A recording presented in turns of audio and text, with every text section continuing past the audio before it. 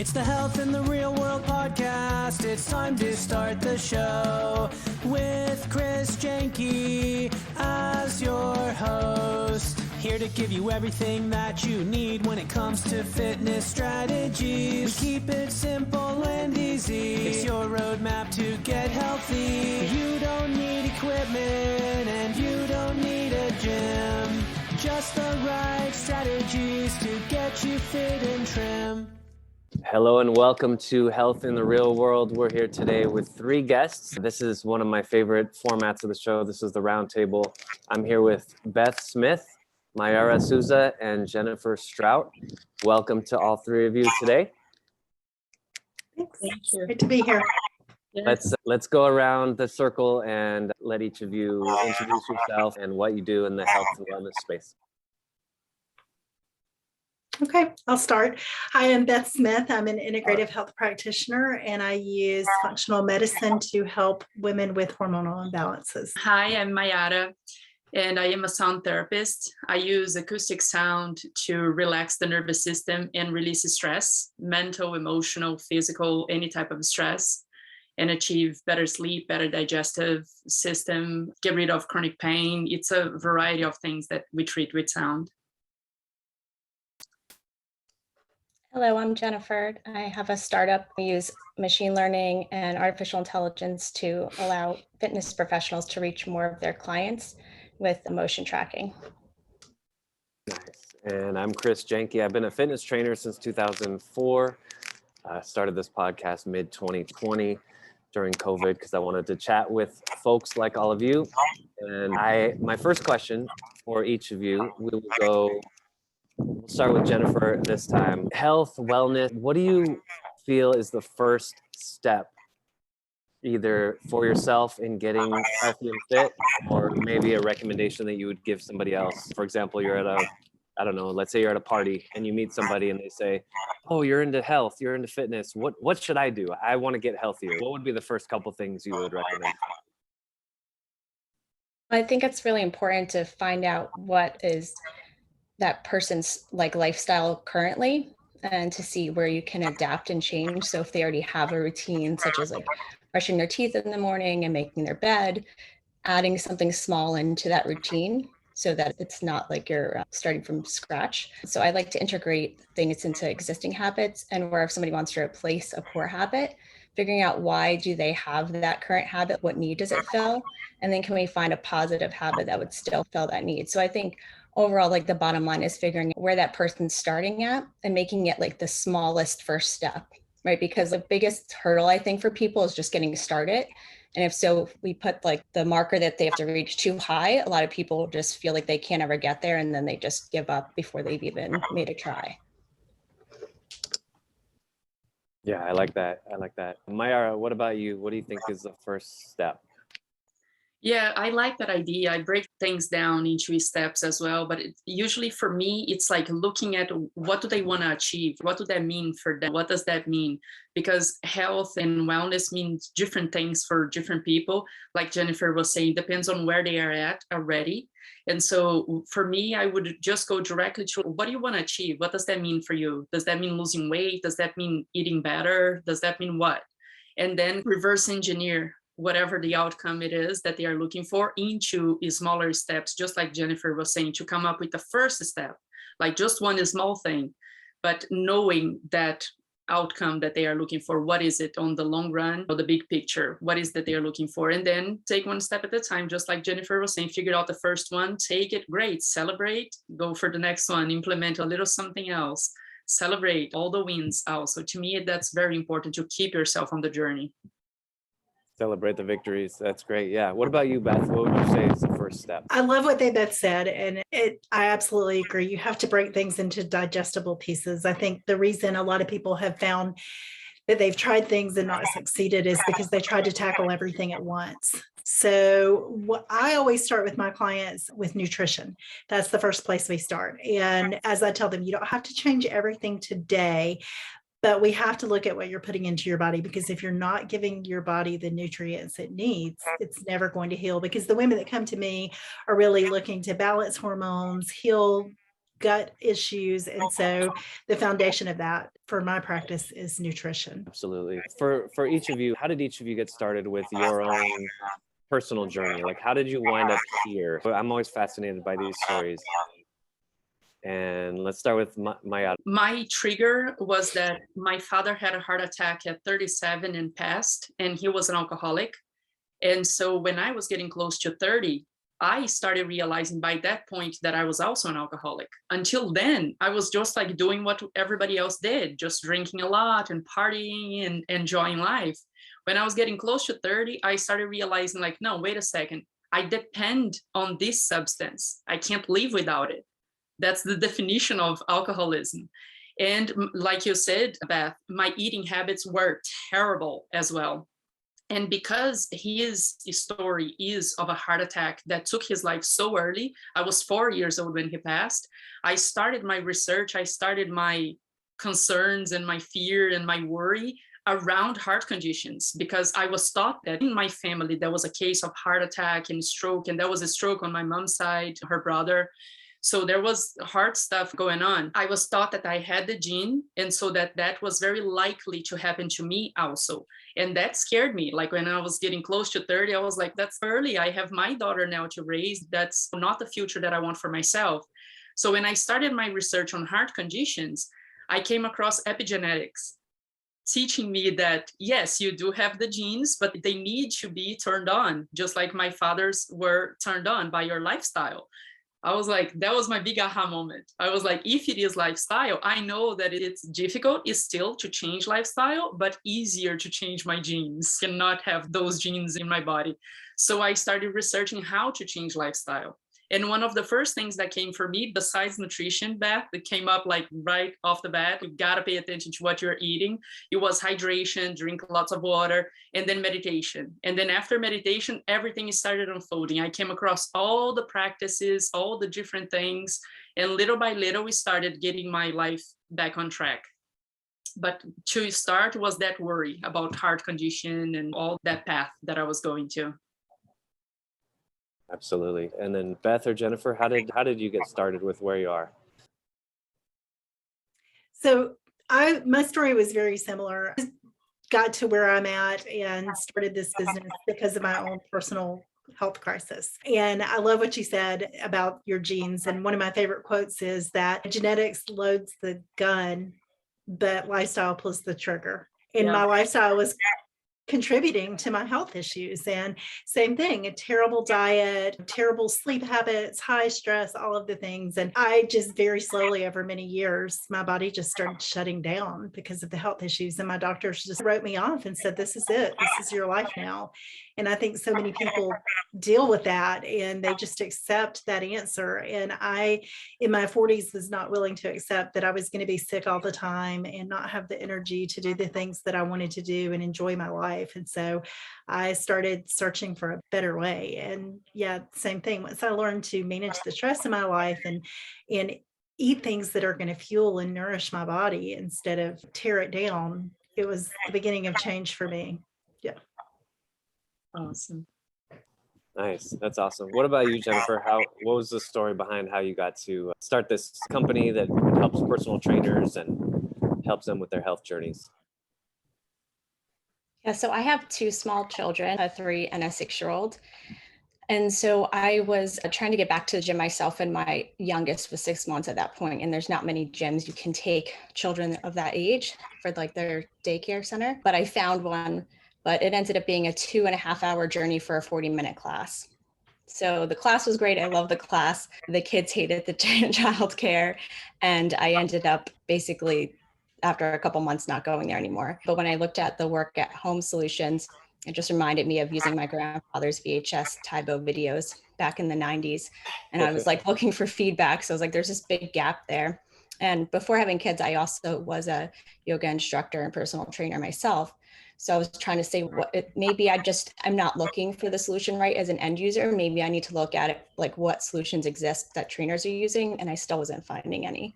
And so I made one to bridge the gap between in-person training and at home, and something that could be used in hybrid situations so people had options. That's really cool. And then for me, just my life as a trainer started 2004. I was always active as an athlete, growing up and everything, but I had experienced a lot of back pain when I was a teenager, and I bulged a disc in my lower back when I was 14. So that was pretty bad. And I went out searching for solutions to that, tried chiropractic and doctors and acupuncture and stuff. And I found that just healthy movement was the best way to do that. So that's why I focus on like core training, balance, stretching, things like that. But so for each of you, I want to know, can you guys hear me? Or I'm hearing like a robot in my ear. Can hear you. I think everybody should keep their mic on mute because I think it's feedback coming through the other mics, honestly. Oh, okay. Okay. That sounds better. Okay, good.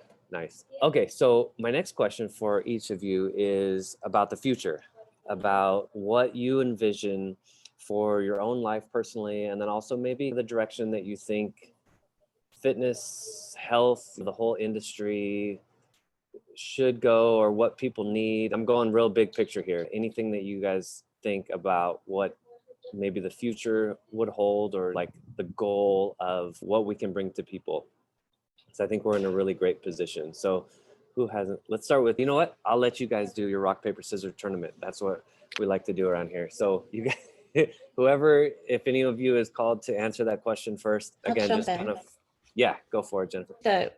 The big piece is connections and accessibility. So for the connections piece, I really like that class that I went to. And if I had my solution at that time, I would have still taken that trainer's classes at home while he was running the live classes.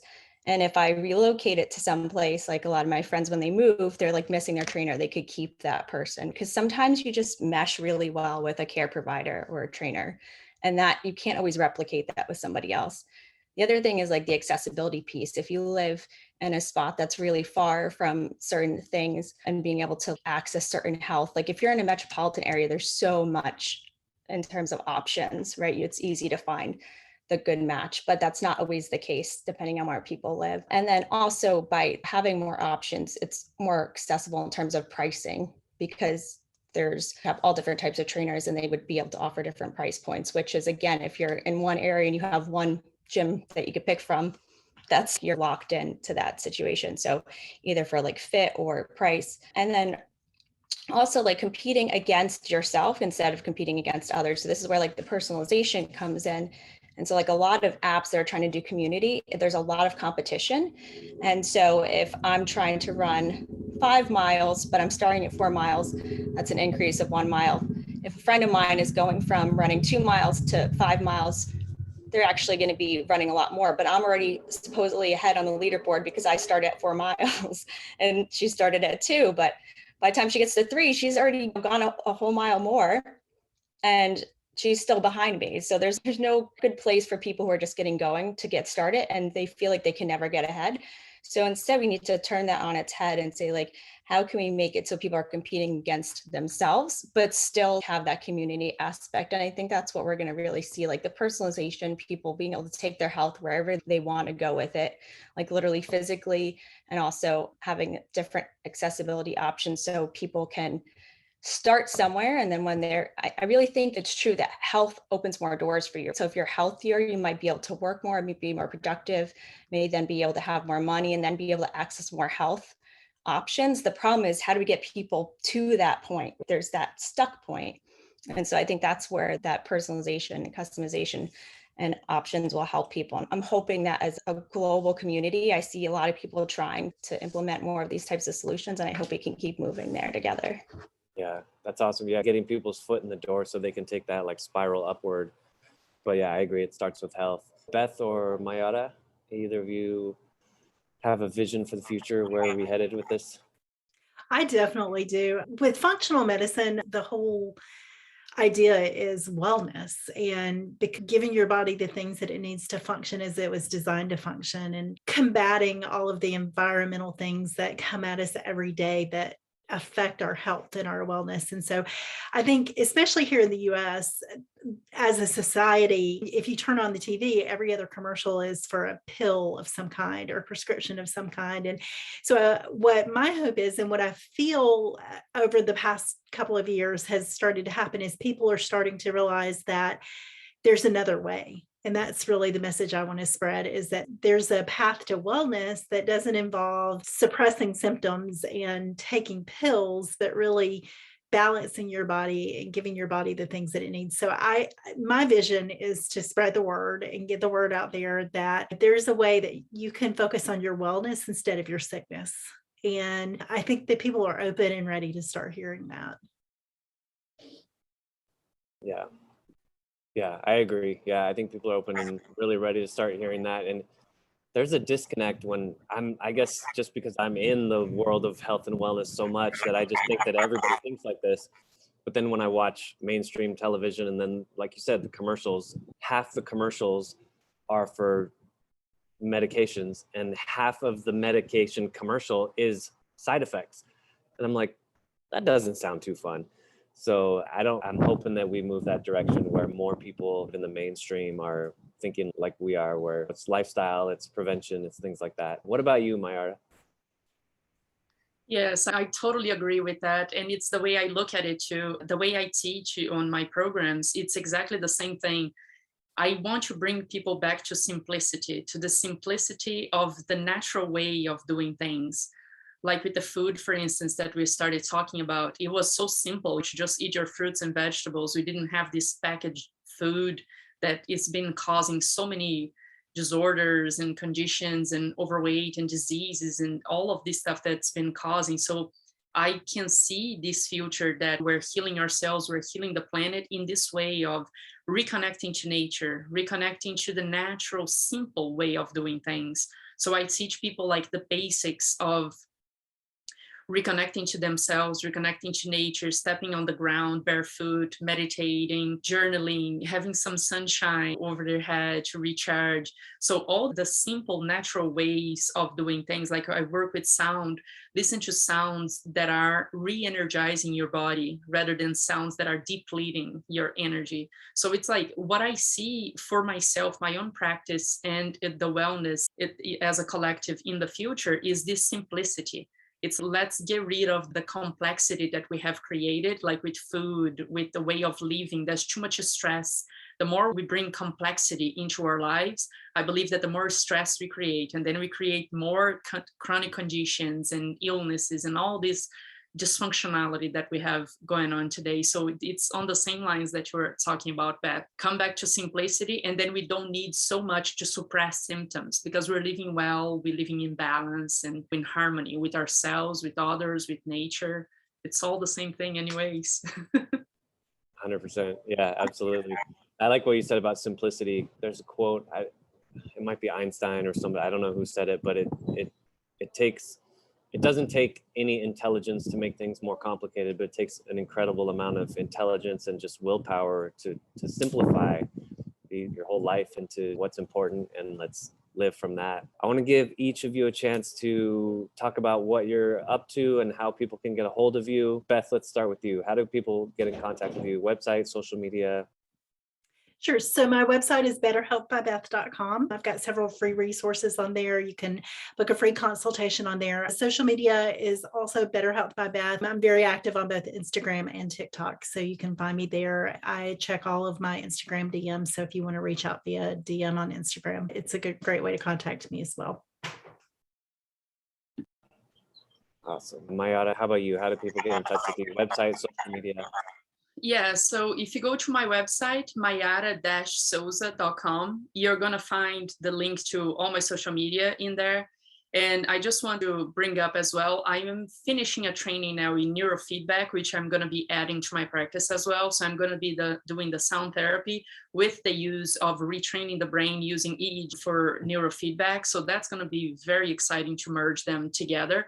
I'll put more information out on my social media on the website. But yeah, if you go to my website, you have links to my social media there, mayara-souza.com. You're going to find all the good stuff in there. Perfect. And what about you, Jennifer? How do people get in touch with you? So our website is motivateyou.net, but just the letter U. And then on Instagram and on LinkedIn, it's Motivate You Tech. And on Facebook and Twitter, it's Motivate you. Is just definitely a little bit confusing, but same thing that if you go to the bottom of our website, the footer is all the links to social media. So it's usually a good bet as well. Thank you. Perfect. Absolutely. Again, I want to thank the three of you for joining me today. I know these episodes go a little bit faster because we each get 25%, but it's nice to hear other people's viewpoints and each of your answers and come together and see that we're all on the same page in a way.